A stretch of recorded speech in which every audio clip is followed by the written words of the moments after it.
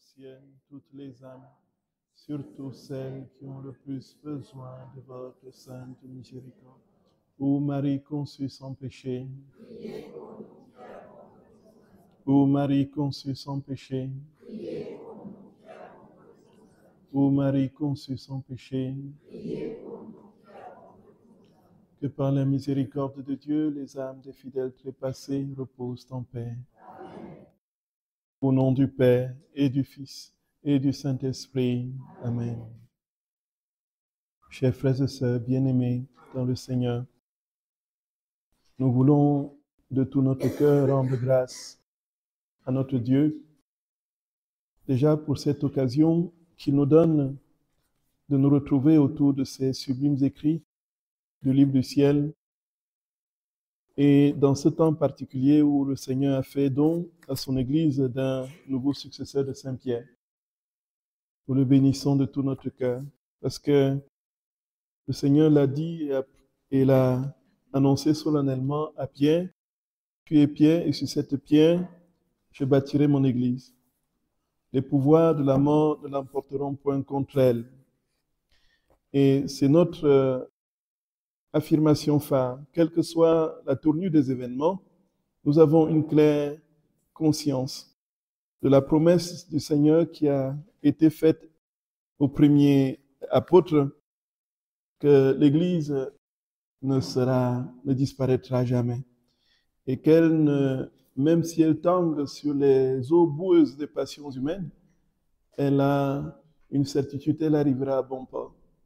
Et aujourd'hui encore, nous avons dans Léon XIV le signe concret que Dieu conduit son Église et qu'aucune puissance, quelle qu'elle soit, comme il a lui-même déclaré, le mal ne gagnera pas. Et c'est pour nous, frères et sœurs bien-aimés, l'occasion de rendre grâce au Seigneur de tout notre cœur, de toute notre âme, surtout lorsque nous avons en tête toutes les péripéties rudes, difficiles et toutes les rudesses des combats que l'Église a traversés ces dernières décennies, de différentes manières. De toutes les façons, l'histoire avance avec les saints. C'est Saint Jean-Paul II qui le disait, ce sont les saints qui font l'histoire. Et au fur et à mesure que les âmes se sanctifient, ils travaillent à sanctifier par capillarité l'univers entier.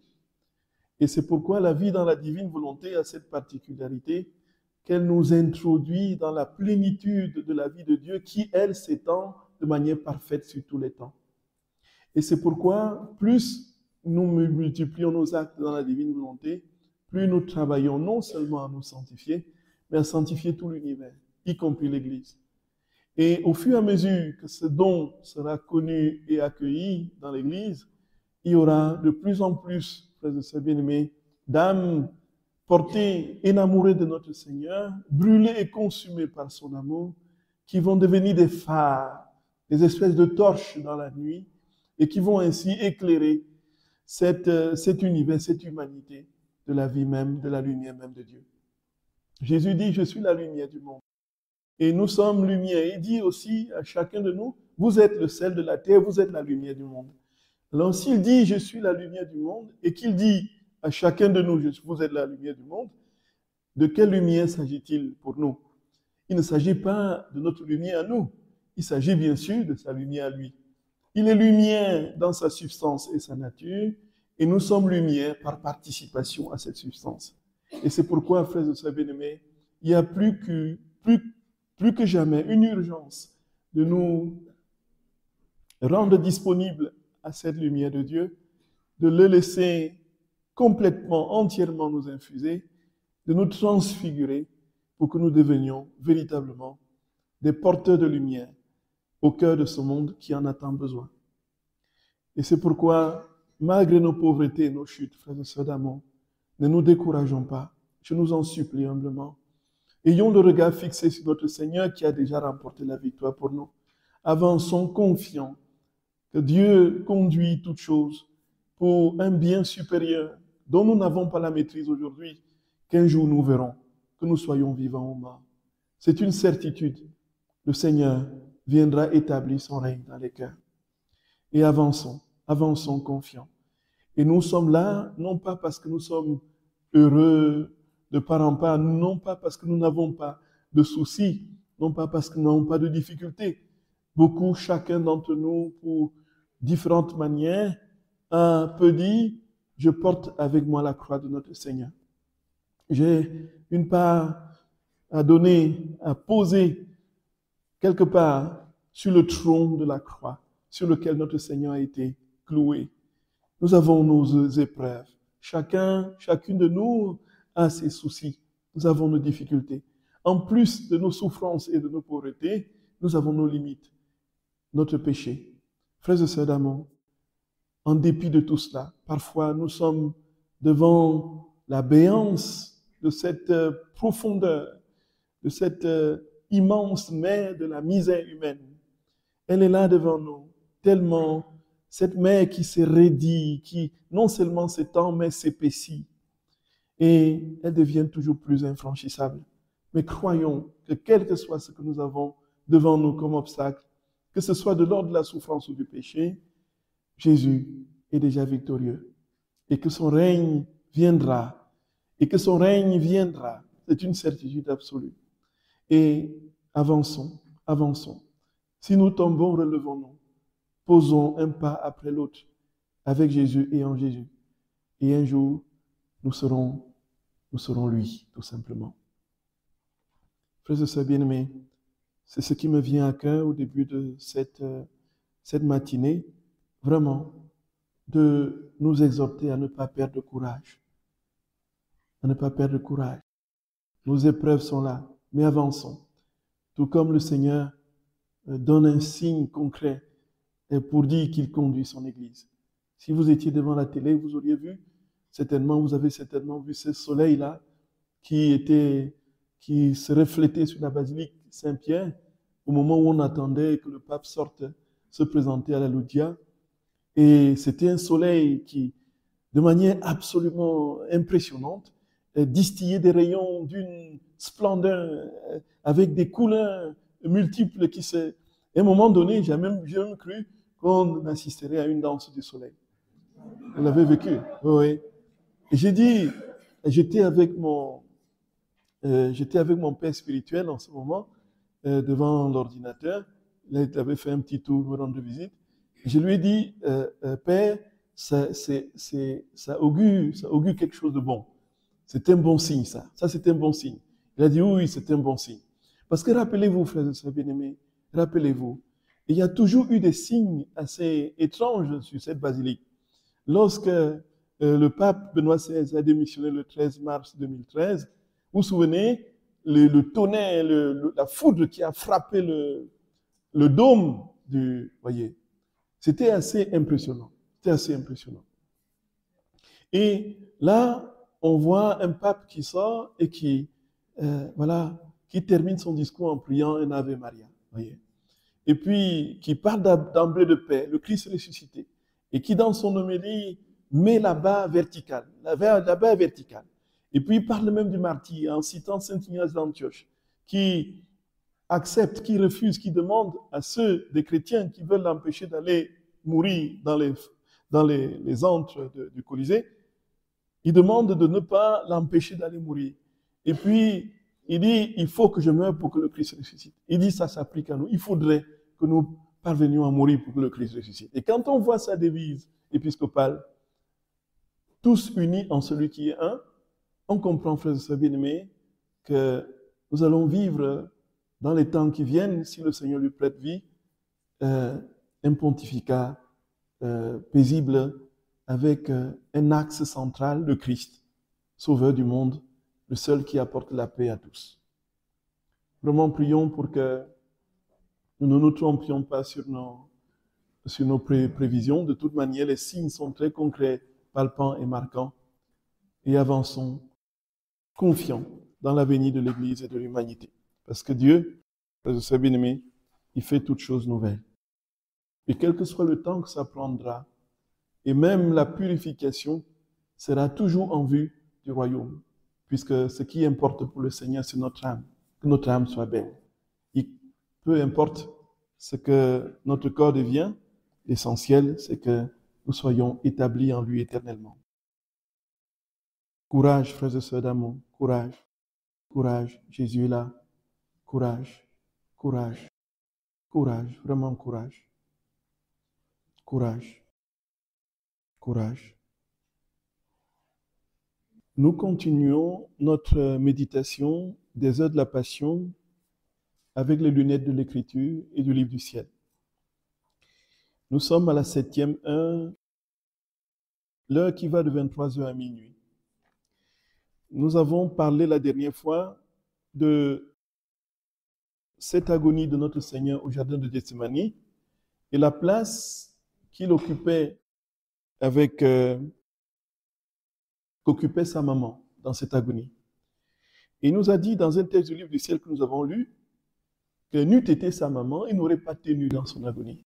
Donc l'agonie lui a donné de vivre une sorte de, pas de communion, puisque communion est positif, il s'est fusionné avec tous les péchés de tous les hommes. Il a pris sur lui, tous les péchés de tous les hommes l'ont habité. Et la transpiration de notre Seigneur était de sang. Et sur le sol de Gethsémani, il y avait une flaque de sang. Et il dit lui-même qu'il a versé son sang par 3 fois. Et on a compris qu'il ne s'agissait pas simplement de quelques gouttes de sueur qui avaient l'apparence du sang, qui avaient quelques gouttes de sang trempées dans la sueur. C'était du sang véritablement qui sortait de tout son être, de tout son corps, à la place de la sueur. Ce sang formait une mare à ses pieds. Et qu'est-ce qui l'a conduit à transpirer le sang, frères et sœurs bien-aimés? C'était le péché des hommes. Il dit, n'eût été sa maman, il serait mort dans cette agonie. Et on a profité pour comprendre la place et le rôle, l'importance de notre très sainte mère, non seulement dans l'œuvre de la rédemption, mais dans cette œuvre ultime de la transfiguration de tous les êtres créés en Dieu, dans la divine volonté. Il dit, sa sainte mère vivait d'une manière intime et profonde de ses souffrances. Là où il vivait tout de manière divine, spirituelle et corporelle, sa mère le vivait spirituellement dans la divine volonté qu'il partageait avec son Fils. Tout aussi également, sans qu'elle soit rédemptrice naturellement, mais dans une participation, dans une forme de participation co-rédemptrice. Et alors, notre très saint Seigneur nous disait que si vous saviez ce que notre maman a vécu, vous ne seriez pas en train de parler tout simplement de cette glaive. Cette glaive, c'est ce que l'Église nous dit. Et nous avons essayé d'aller plus loin en extrapolant, en disant qu'effectivement, même si l'Église n'enseigne que 7 glaives, 7, c'est le chiffre de la perfection dans la gématrie juive. Cela veut dire très concrètement, si on creuse, que notre très sainte mère a vécu une souffrance parfaite. Une souffrance parfaite. Cela veut dire, comme dit Jésus, elle n'a pas eu seulement 1, 2, 3, 4, 5, 6, 7 glaives, mais elle a eu des millions de glaives. Pourquoi? Pourquoi cela? Tout simplement parce que Jésus, comme il nous le dit, avait la maternité, vivait la maternité de sa mère dans tout ce qu'il subissait, en pensée, en parole, par action. Tout, absolument tout en Jésus était couvert par la maternité de Marie. Marie exerçait sa maternité sur ses pensées, sur ses paroles, sur ses gestes, sur ses souffrances, sur tout ce qu'il faisait. Marie, comme il nous le dit, était présente pour exercer sa maternité. Et l'on comprend donc que toutes les souffrances de Jésus dans ses pensées, toutes les souffrances de Jésus dans son cœur, tout ce qu'il endurait dans son corps, était couvert. Si c'était couvert par la maternité de maman, cela veut dire tout simplement qu'elle vivait, elle aussi, de manière spirituelle et maternelle, tout ce que son fils vivait concrètement de manière divine. Et ici, frères et sœurs d'amour, nous avons compris donc l'importance de prier Marie, l'importance de la Vierge Marie dans notre propre cheminement vers le Seigneur, l'importance de nous confier à elle, de nous laisser exercer cette maternité sur nous. Et Jésus nous dit toujours dans le livre du ciel que lorsqu'il montait au ciel, il a donné cette consigne à sa sainte mère. Il dit, maman, occupe-toi de mes enfants comme tu t'es occupé de moi. Prends soin d'eux comme tu as pris soin de moi. Donne-leur toute l'affection que tu m'as donnée. Elle a confié toute l'humanité à sa sainte mère et l'humanité doit recevoir les mêmes soins que le Fils unique monogène a reçu de sa mère. Ce qui veut dire très concrètement que maman, si nous ouvrons notre cœur à maman, elle exerce sa maternité sur nos pensées, sur nos paroles, sur nos moindres petits actes, qu'ils soient petits ou grands, conscients ou inconscients, naturels ou spirituels. Et c'est pourquoi, frères et sœurs d'amour, c'est pourquoi, au fur et à mesure que nous avancerons dans cette communion avec le Seigneur, l'amour de maman grandira, et grandira, et grandira, et grandira. Quand j'étais étudiant en philosophie, j'avais un ami qui était très, très brillant et qui avait une bibliothèque assez impressionnante pour notre état d'étudiant. Et donc, on était amis parce que tout ce qui était intellectuel, ça m'attirait, et ainsi de suite. Et puis, on travaillait le plus qu'on pouvait à échanger des idées, à débattre en philosophie sur différents auteurs, et ainsi de suite. Et un jour, rentrant des vacances, il vient me dire qu'il n'est plus catholique. On allait à la messe ensemble. Il n'est plus catholique. Il n'est plus question. Tout simplement parce qu'il avait rencontré une secte évangélique. Sa tante l'avait détourné de la foi catholique en lui disant que chez les catholiques, il n'y a rien. Que tout est perdu chez les catholiques. C'est des adorateurs d'idoles, c'est des statues. Leur Saint-Esprit, c'est l'encens. Et puis, tout ce qu'ils font, c'est vraiment de l'idolâtrie. Et que c'est Babylone la Grande. Et qu'il faut quitter Babylone la Grande. Il était tellement convaincu de cela qu'il est entré dans une forme de dépression intérieure. Il a complètement du jour au lendemain basculé et il a dit « je ne suis plus catholique ». Il s'est fait baptiser dans cette église et il m'a convié à venir me faire baptiser moi aussi dans cette église-là. Et il m'avait tellement, comme il avait une telle puissance, c'était un brillantissime cerveau.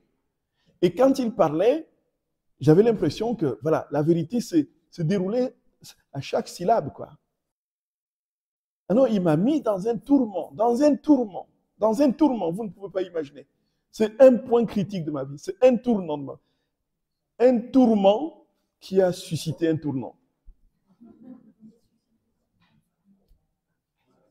Alors, sans cesse, il faut te faire baptiser, sinon tu ne seras pas sauvé. Vous voyez, l'esprit du jeune qui est en quête, on avait quel âge? On avait 20 ans, un truc comme ça. Qui est en quête, qui cherche, qui veut comprendre, qui a des projets et qui veut se stabiliser dans la vie. Vous voyez, c'est vraiment l'âge charnière pour foutre toutes les idées dans la tête. Et alors, il me convainc, il vient, il revient à la charge, constamment. Allons nous faire baptiser, allons nous faire baptiser, allons nous faire baptiser, allons nous faire baptiser. À un moment donné, j'étais entré dans une crise profonde. Je suis allé dans son église. J'ai vu comment ça se passait. Il dit, il faut vraiment que, voilà, il faut vraiment que vous quittiez de là, que vous partiez de là, que vous partiez de cette église diabolique qui est l'église catholique. Et son pasteur, il a briefé son pasteur qui est venu à la charge. Alors j'étais sous une pluie, alors un déferlement de cyclone. Je dis, mais comment je vais faire ça? Comment je vais vivre cette histoire? Comment je vais vivre cette histoire? Il me dit, je te le dis en vérité, tant que tu restes chez les catholiques, tu n'auras pas le Saint-Esprit. Cela veut dire quoi? Ça veut dire que tu ne vas pas vivre l'effusion du Saint-Esprit. J'ai un passé charismatique, de renouveau charismatique.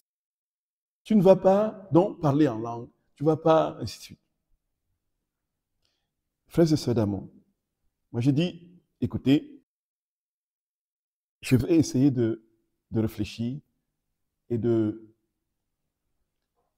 de creuser ma foi, la foi que j'ai reçue de mes parents. Et j'ai prié un temps. Pendant que les cours commençaient à 9 heures, on avait la messe à 7 heures à l'aumônerie catholique. Et alors j'allais le matin et j'ai dit, je vais reprendre les fondamentaux qu'on m'a appris. J'ai repris le chapelet en marchant sur 4 kilomètres. Je priais le chapelet tous les matins pour la messe. Et au fur et à mesure que je priais le chapelet, frères et sœurs bien-aimés, non seulement les lumières se faisaient en moi, mais je sentais, je crois que c'était le moment que le Seigneur avait choisi vraiment pour agir. Tout simplement parce qu'une nuit, alors que mon ami, qui était vraiment un ami proche, intime, sous l'ordre de son pasteur, vient me dire, si tu ne viens pas te faire baptiser, alors on arrête tout contact, je ne te parlerai plus. Et cette nuit-là, j'ai passé la nuit à prier. Et c'est cette nuit-là que tout, frères et sœurs bien-aimés, tout a basculé. Et je dis, Seigneur, vraiment éclaire-moi, montre-moi, dis-moi, si vraiment je suis sur le mauvais chemin, si le chapelet est mauvais, si le chapelet c'est l'idolâtrie, si la Vierge est, ainsi de suite. Dis-le-moi, s'il te plaît, montre-moi, fais-moi. Frères et sœurs bien-aimés, c'est là que j'ai eu ma nuit d'expérience mystique. Je n'entre pas souvent dans les détails de cette nuit. Et alors, frères et sœurs d'amour, l'amour pour maman, la douceur de maman, la tendresse de maman, la paix de maman, j'ai senti maman, j'ai senti maman. Oui, bébé. Oui, Mathieu. Oui, Mathieu. Oui. Oui, oui, oui, oui, bébé. Oui. Et donc, je vous assure, j'avais, c'est pas le sentiment, j'étais enveloppé de la maternité de maman cette nuit comme ça. C'était pas un sentiment, c'est la réalité de sa présence. C'est tellement fort, tellement fort. Je me suis mis à pleurer. J'ai pleuré. Et Dieu sait que nous n'étions jamais, on nous avait éduqués à la dure. J'ai été éduqué à ne pas un seul instant montrer mes sentiments. C'était un esprit militaire en famille. Les hommes ne pleurent pas. Et quand il y avait des gouttes de larmes, on dit une chochotte comme ça, chochotte une femmelette. Voilà. Pour être homme, il fallait être stoïque. Et donc j'ai contenu mes larmes des années. Et cette nuit-là, j'ai pleuré comme un enfant. Et comme blotti dans les bras de maman. C'est blotti. Et il ne fallait non plus exprimer ses sentiments. Aujourd'hui, c'est tout le contraire, comme vous voyez, mes frères et sœurs. C'est tout le contraire. C'est la bascule. C'est pour dire quoi, frères et sœurs d'amour? C'est pour dire que tant que nous ne sommes pas véritablement établis, le signe qui nous donnera de comprendre que nous sommes véritablement établis dans cette divine volonté, c'est lorsque toutes les propriétés, les attributs de maman auront pris place en nous. Puisque c'est la seule et unique créature qui n'a jamais un seul instant dit non à Dieu. Et donc, ce règne-là, dit notre Seigneur, c'est par elle que tout va passer. Et au fur et à mesure que nous prions Marie, nous entrons dans cette vie divine de manière absolument exponentielle, à une vitesse au-delà de ce que nous pouvons imaginer de la vitesse de la lumière. Ce n'est même pas seulement l'escalier, ce n'est pas seulement l'ascenseur, pardon. C'est, je ne sais pas, le catapulteur, la fusée. Frères et sœurs bien-aimés, tenons ferme notre chapelet. Et donc, nous avions terminé là la dernière fois sur la Vierge Marie. Et nous allons continuer toujours avec la 7e heure. Maintenant, sur un autre moment où le petit, notre Louisa fait le tour du monde avec le sang de Jésus. 7e heure, vous connaissez bien ces passages-là. Jésus, mon amour, qui pourrait supporter de te voir en pareil état? Quel cœur pourrait sans se briser te voir couvert de sang? Qui pourrait t'entendre implorer si douloureusement un réconfort et ne pas pleurer? Sois consolé, mon Jésus. Je vois que le Père t'envoie un ange pour te réconforter et te sortir de cet état d'agonie. Avec son aide, tu seras capable de t'abandonner entre les mains des Juifs. Et tandis que tu es avec l'ange, je vais parcourir le ciel et la terre. Permets-moi d'apporter ton sang à tous les hommes en gage du salut de chacun et de te rapporter en échange le réconfort de leurs affections, des mouvements de leur cœur, de leurs pensées, de leurs pas et de leurs actions. Mère céleste, je viens vers toi pour que nous puissions donner le sang de Jésus à toutes les âmes. Tendre Mère, Jésus veut du réconfort, et le plus grand réconfort qu'on puisse lui donner est de lui apporter les âmes. Marie-Madeleine, accompagne-nous. Tous les anges, venez et voyez à quel état a été réduit Jésus.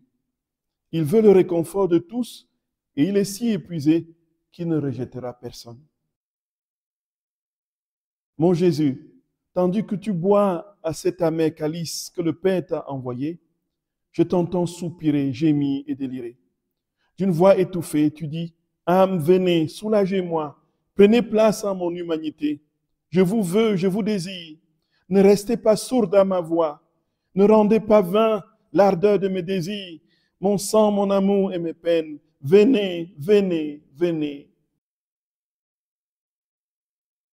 Voilà le cri de Jésus qui retentit dans les couloirs de l'humanité. Venez, venez, venez, venez.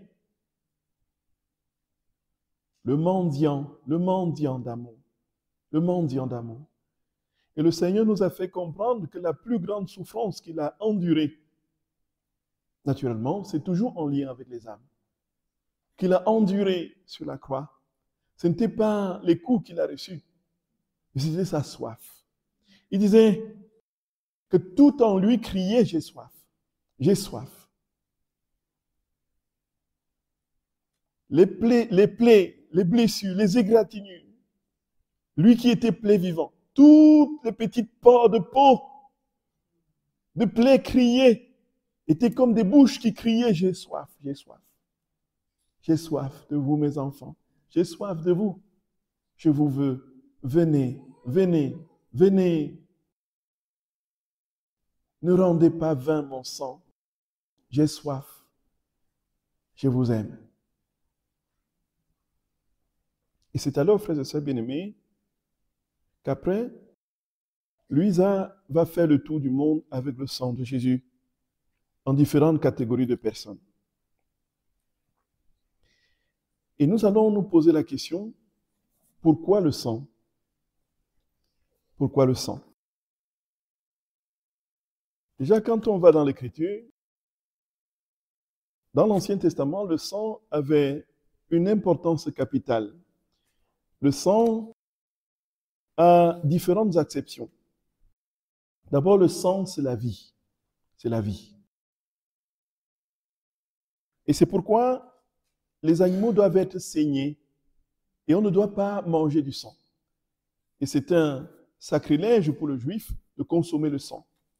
Il y a d'abord un rite d'abattage, qui va tout simplement ne laisser aucune occasion au sang de pénétrer les chairs.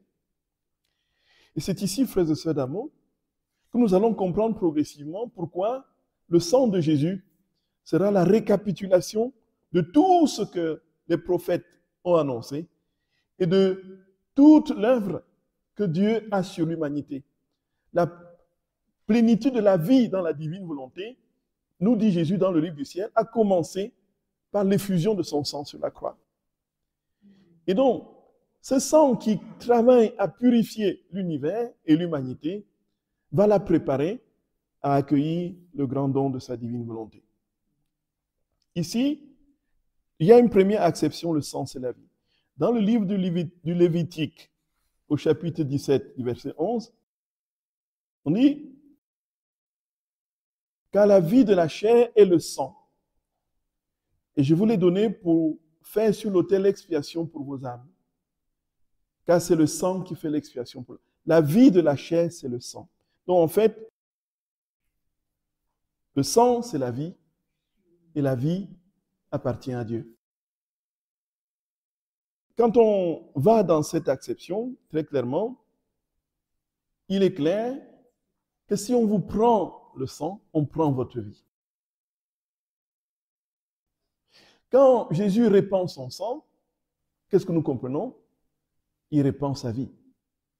Quand on répand le sang de Jésus sur les différentes catégories de personnes, les mourantes, les moribondes, les personnes dans le péché, les âmes consacrées, les âmes du purgatoire, les saints qui sont au ciel, qu'est-ce que nous faisons?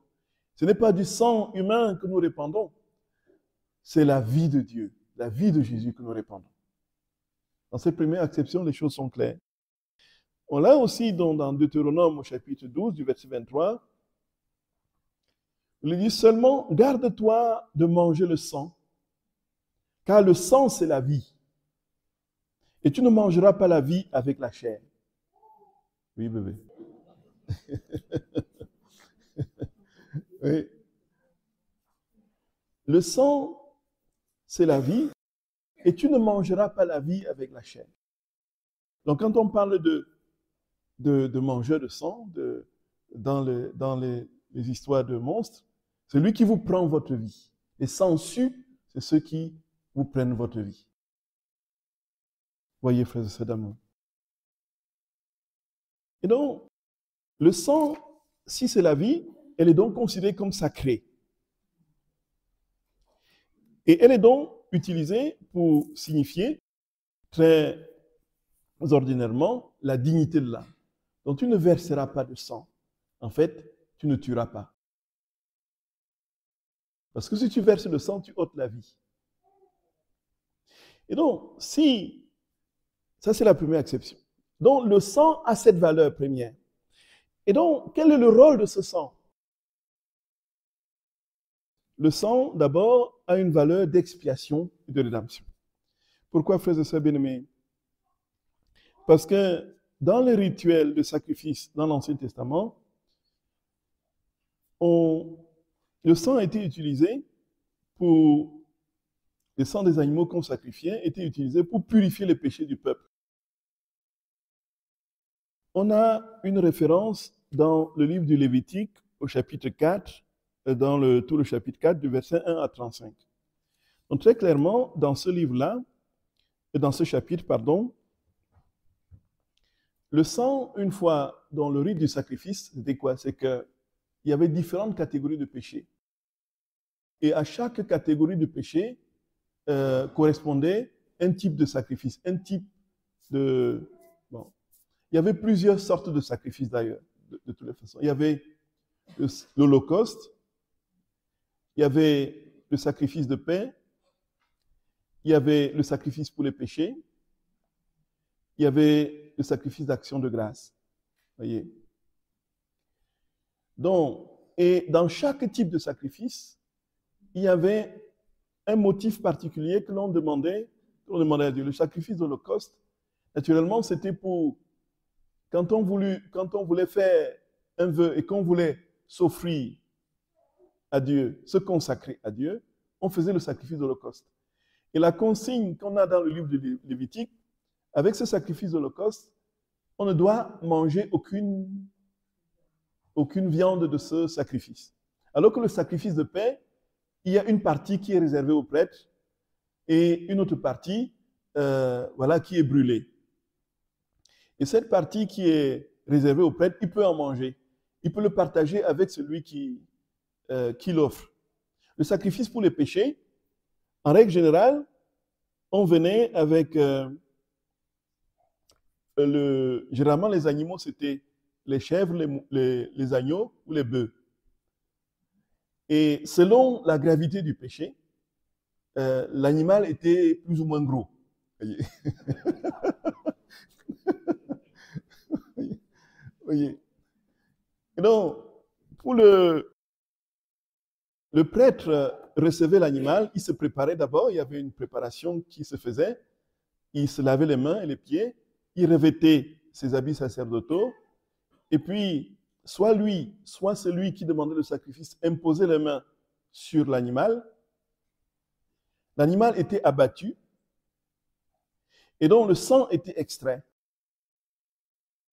selon un rituel particulier qui fait que le sang ne doit pas se mélanger à la chair.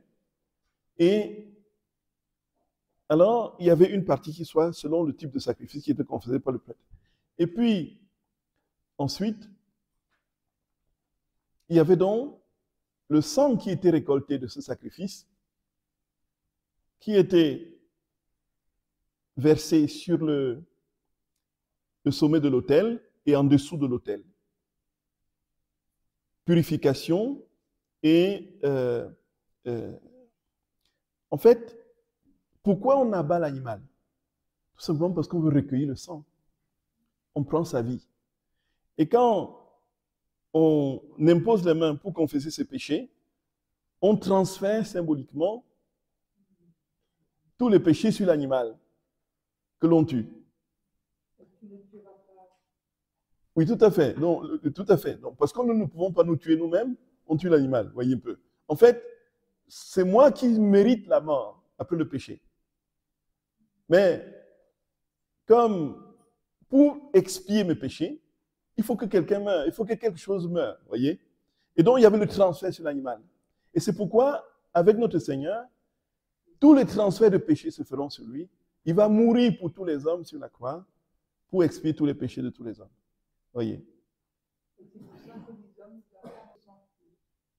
Non, disons le sang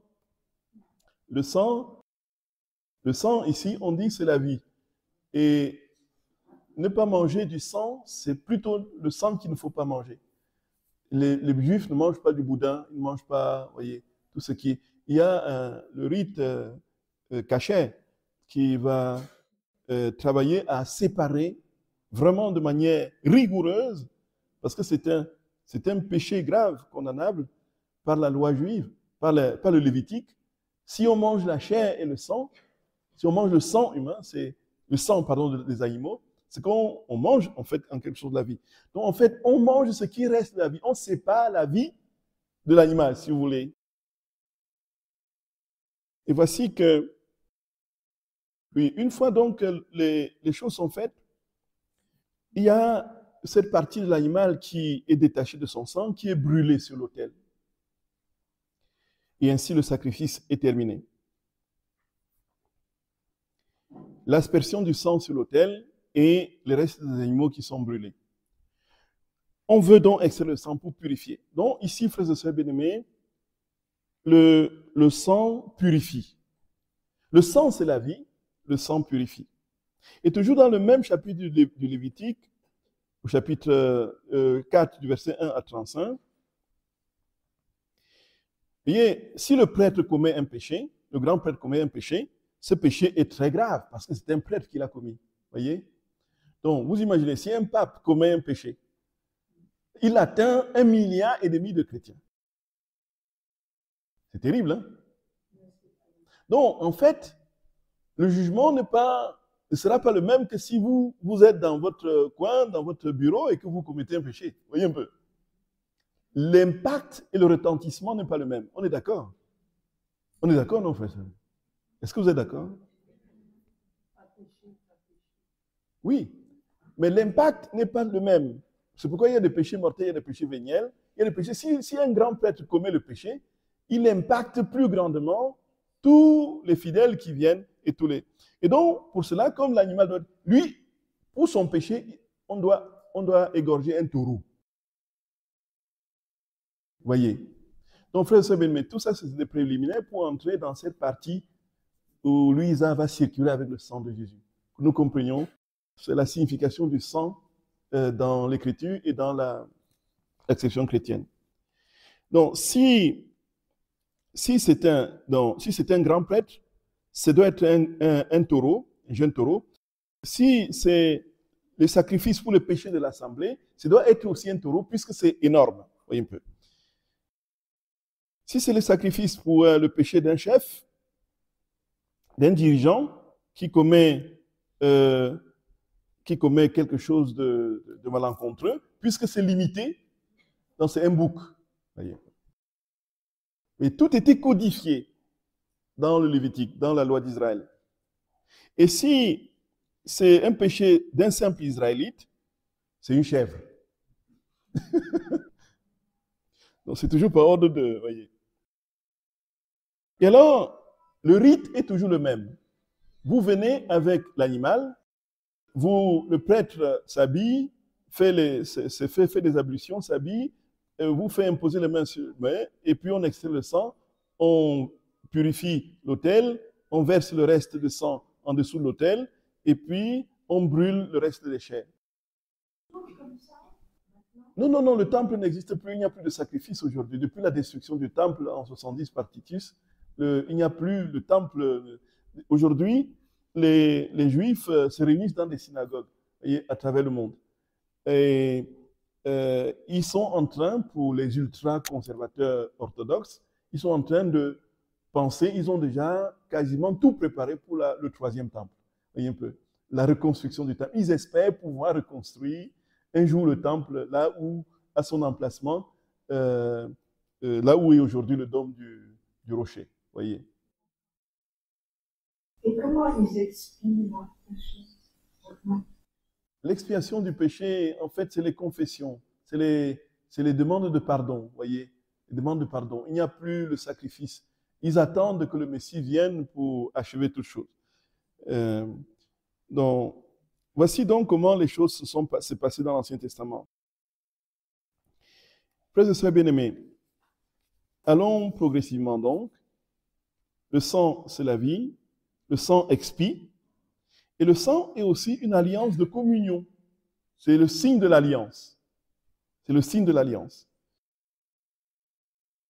Moïse utilise le sang des animaux pour exprimer l'alliance entre Dieu et les hommes. Lorsqu'il descend avec les tables de la loi dans le livre d'Exode au chapitre 24, du verset 5 à 8, vous pouvez vous y référer et voir. Et on voit aussi, frères et sœurs bien-aimés, vous vous souvenez, quand le peuple d'Israël est sous le joug des Égyptiens et qui sont maintenant devant la veille de leur libération, où notre Seigneur, après avoir multiplié les plaies, leur dit qu'il va passer désormais pour la dernière plaie, la 10e, qui sera la mort des premiers-nés de l'Égypte, du plus petit bétail jusqu'aux hommes. Et il dit, comme signe pour que je reconnaisse que vous êtes des miens, en quelque sorte, l'ange exterminateur trouvera sur le linteau de votre porte le sang que vous aurez mis, donc le signe de la communion et de l'alliance. Et nous allons comprendre au fur et à mesure, avec ces catégories, avec ces éléments, ce que ce sang produit quand Louisa se promène avec la Vierge Marie pour le répandre chez les gens. Non seulement produit la vie de Jésus, déverse sur ses âmes la vie de Jésus, mais expie leur péché, crée la communion avec Dieu. C'est inouï. C'est inouï. Et puis, donne encore une plus grande intensité dans la relation qu'on peut avoir avec Dieu. Pardonnez-moi, je suis un peu fatigué. Donc, prenez et buvez-en tous, ceci est mon sang versé pour vous. Voilà, exactement. Alors, voici que notre Seigneur, très clairement, va venir et achever les sacrifices de l'Ancienne Alliance. Ce qui était éphémère et caduque va désormais prendre un coefficient d'éternité dans le sang de Jésus. Les hommes devaient renouveler les sacrifices. Chaque fois qu'ils avaient péché, ils repartaient pour de nouveaux sacrifices, ainsi et ainsi de suite. Et c'était interminable. Jésus entre une fois pour toutes dans le lieu très saint, où il s'offre, il verse son sang une fois pour toutes, pour tous les hommes de tous les temps. Et c'est pourquoi ce sang a plus de valeur que le sang des boucs, des taureaux, des chèvres et des agneaux. Comme dit l'Épître aux Hébreux au chapitre 9, du verset 13 à 14, « Car si le sang des boucs et des taureaux et la cendre d'une vache répandue sur ceux qui sont souillés sanctifie et procure la pureté de la chair, combien plus le sang du Christ, qui par l'Esprit éternel s'est offert lui-même sans tâche à Dieu, purifiera-t-il votre conscience des œuvres mortes afin que vous serviez le Dieu vivant. » Le sang des animaux purifiait la chair, dit l'Épître aux Hébreux. Ça veut dire que purifier l'extérieur de la coupe. Le sang de Jésus purifie la conscience des œuvres mortes. Et c'est pourquoi, en même temps que ce sang porte toute la consistance du sang tel que exprimé dans la tradition vétérotestamentaire, en même temps, ce sang divin a une puissance de vie éternelle que l'on ne pourra jamais, d'aucune manière, contenir et modifier, stopper dans son action, tout simplement parce que c'est le sang d'un Dieu qui a coulé. Dans le sang qui a coulé en Jésus, s'est greffée la divinité. Et c'est alors, frères et sœurs d'amour, que nous avons un seul et unique désir: laisser ce sang couler sur nos vies. Gloria! Le sacrifice de notre Seigneur, et nous comprenons donc pourquoi ce sang est précieux, pourquoi ce sang coule, voyez, coule en surabondance à toutes les messes. Le sang coule, frères et sœurs. Quand prenez et mangez, ceci est mon corps, prenez ceci est mon sang. Si nos yeux s'ouvrent en ce moment, nous voyons le sang de Jésus qui coule sur l'assemblée, qui coule sur les âmes du purgatoire, qui coule sur les âmes pour que nous portons dans nos prières et que nous plongeons dans ce sang quand le prêtre lève la coupe. Nous voyons ce sang circuler dans le monde où nous le conduisons. C'est pourquoi nous avons une puissance infinie que nous ne mesurons pas comme chrétiens quand nous participons à l'Eucharistie. Voyez, frères et sœurs d'amour, c'est inouï. C'est inouï. Je vous salue Marie, pleine de grâce. Le Seigneur est avec vous. Vous êtes bénie entre toutes les femmes. Et Jésus, le fruit de vos entrailles, est béni. Sainte Marie, Mère de Dieu, priez pour nous pauvres pécheurs, maintenant et à l'heure de notre mort. Au nom du Père et du Fils et du Saint-Esprit. Amen.